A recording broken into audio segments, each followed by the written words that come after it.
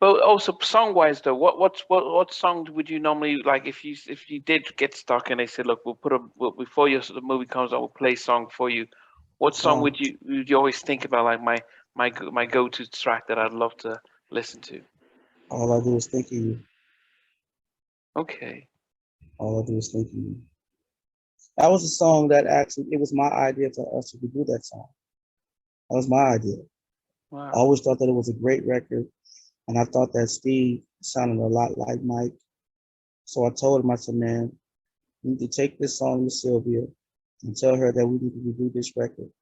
If we redo this record, knowing how I know what you're going to do to it when you put your vocals on it, Hmm. I said it's going to go through the roof. I said, because I know you're going to do it like Mike. So I said it's going to be life changing for us. The song is actually life changing for us as well too. It's life changing. Wow. What Yeah. is your favorite Michael Jackson song? He has too many. Yeah, but your favorite, if you had to I, pick I, up. if I can't pick my favorite Michael Jackson song. I can't pick my favorite Luther Vandross song. I can't pick my favorite Earth, Wind, and Fire song. I can't pick my favorite Stevie Wonder song. I mean, it's too many. It's too many. It's like every song has a different type of celebration about it, Yeah, yeah, and it's just it's just great, good listening music, man.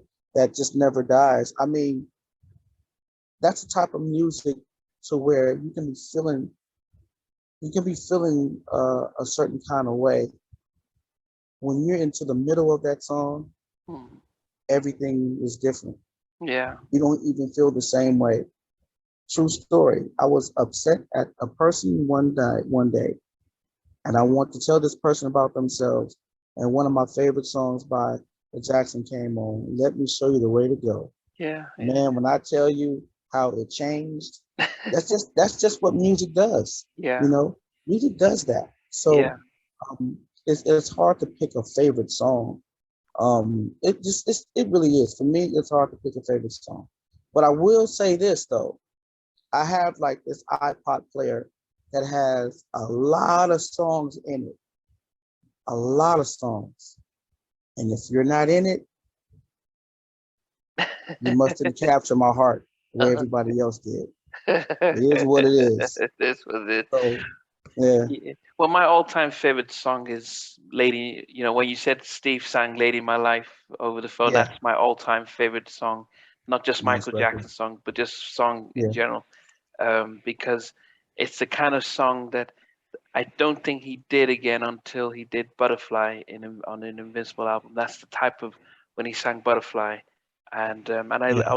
I was living in LA, and Steve Harvey was on he was on 103 The Beat.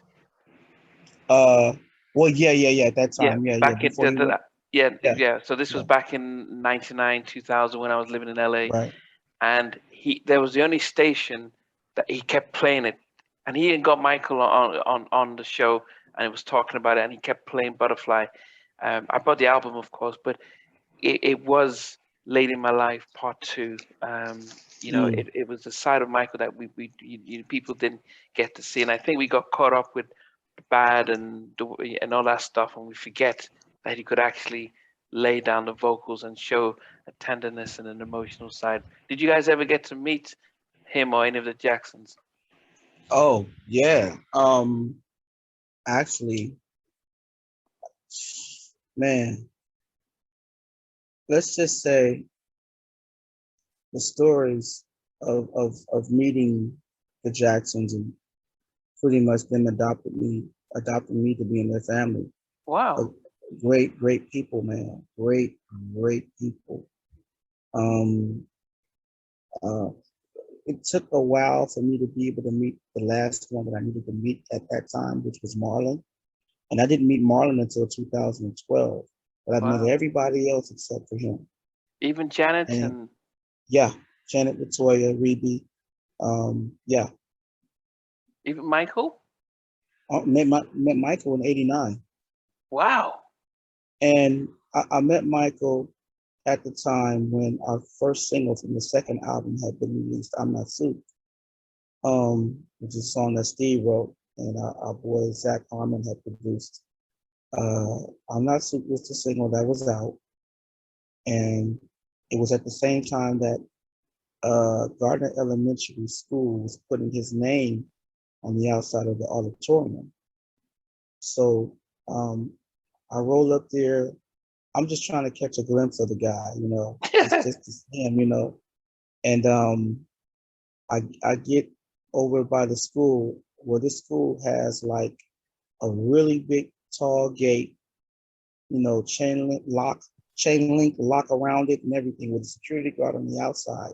Wouldn't let anybody in. And I see this other guy, actually rest in peace to him as well too, Cliff Winston. He was also a radio disc jockey over at 102.3 KJLH, that's Stevie Wonder's radio station in Los Angeles. Yeah. He's asking me, Cliff's asking me, John, you think you can get me in with you, man? And I said, man, I'm out here just like you, trying to catch a glimpse of this man, And so not long when I said that, a long black limousine pulled up and the window rolled down, and it was Jabari Abdul Samad. Jabari is the father of the guys, the boys. He's their father. Oh, okay. So he tells the security guard, he said, hey man, that's my other son, let him in. So the boys were already inside. So the security guard, let me in with Jabari. We walked in, said, yeah, your brothers are already inside. Because they have to sing We Are the World with a whole bunch, with the rest of the kids. And so I walk inside of the auditorium, and I'm standing about like maybe I'm in this aisleway where it's about maybe 5 rows up, and Michael's about 8 or 9 rows down me, and I'm just like in awe because I'm in the same room as with Michael Jackson. It's like, who does this, And so he's talking with his assistant. His assistant looks at him. And Michael looks over at me. He looks back at his assistant. He whispered to him about something.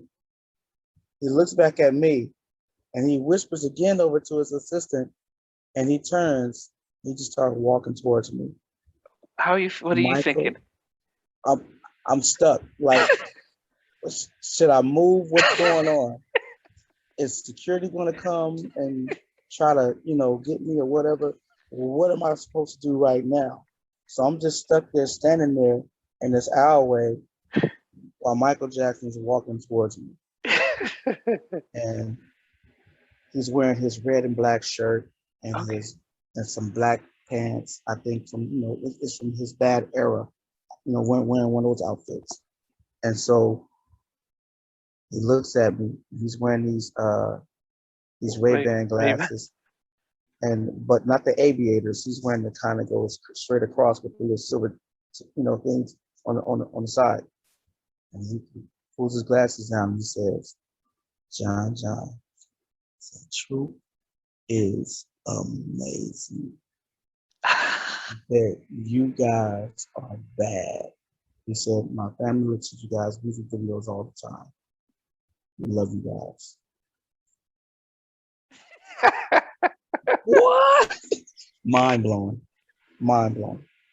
Did you get to say anything, or you just Well, I did tell him that it's because of you guys and what you guys do and what you was always doing with your brothers.